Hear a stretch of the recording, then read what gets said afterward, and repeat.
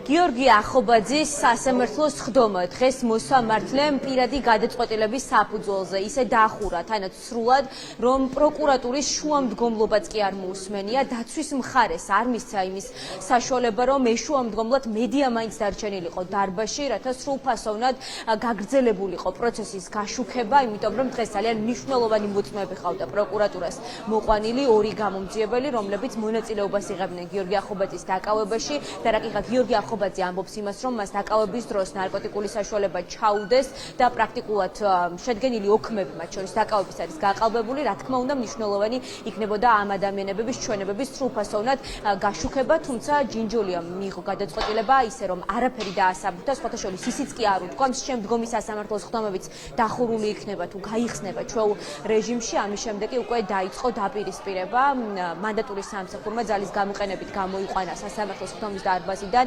როგორც დამწნე პოლიტიკოსები, აქტივისტები და ახობაძის ახლობლები, მეგობრები, ასევე მედიის წარმომადგენლები. დღევანდელ სასამართლო პროცესზე იკითხებოდა მოწმე, რომელთანაც არსებობდა უამრავი კითხვა, თუმცა მოწმე მაქსიმალურად ცდილობდა, რომ ამ კითხვებისთვის თავი აერიდებინა, არ ესაუბრა იმ გარემოებებზე, რომელიც დაადასტურებდა იმას, რომ რეალურად შეეძლო გამომძიებლებს გადაეყოთ გიორგი ახობაძის დაკავება და ეს იქნებოდა უტყუარი მტკიცებულება იმის, მას ჰქონდა უშუალოდ ჩხრეკის მომენტში ნარკოტიკული საშუალება თუ არა.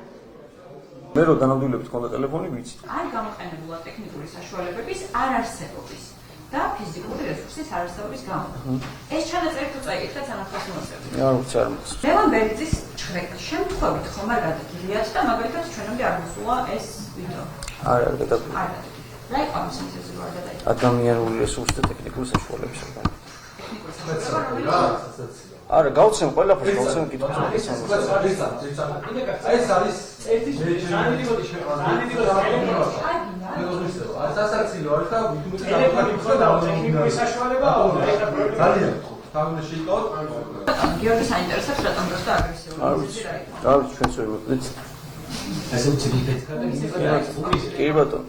საჩი შულმა და ნარიმანიძემ რა მოქმედება განახორციელეს, იქ დარჩნენ, წავიდნენ. გაცემლებას ვისაუბროთ. არ მახსოვს თუ შეიძლება კიდევ ერთხელ გამწესო. რა იმის გამო არ თუ თუნდაც არ გახსოვთ და ეფექტური პასუხი გოჯო. აქ იმის გამო არ რომ დანაშაულო კაცს ნარკოტიკი ჩაუდეთ 7 გრამი.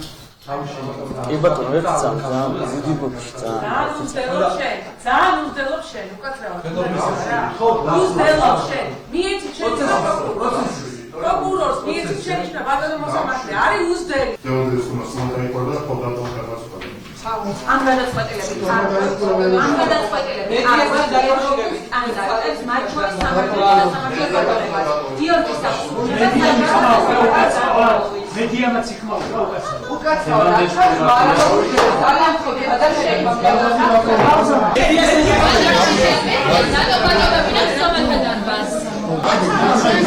კამერის გადაჭრეს ხო გამომწიეთ ზარით არა? სულიად შვიდობ ხო გამომწიეთ ზარით. ეხლა მოისმინეთ ჩვენ თქვენ ემსახურებით ძალადობრივ რეჟიმს. მიჭოხა ცალსე. ელმა ხაკანემ ხო გაიგო შენ ძალადობაზე. ხეს მომკიდე ჩემი გავა. კი ვიდე და გავა. გიორგი ახობაძის სისხლის სამართლის საქმეზე მსჯელობა საქალაქო სასამართლო 17 ივნისს 11 საათზე გააგრძელებს. პროცესი ისევ მოწმე პოლიციელების დაკითხვით გაგრძელდება, რომლებმაც ახობაძის დაკავებაში მიიღეს მონაწილეობა.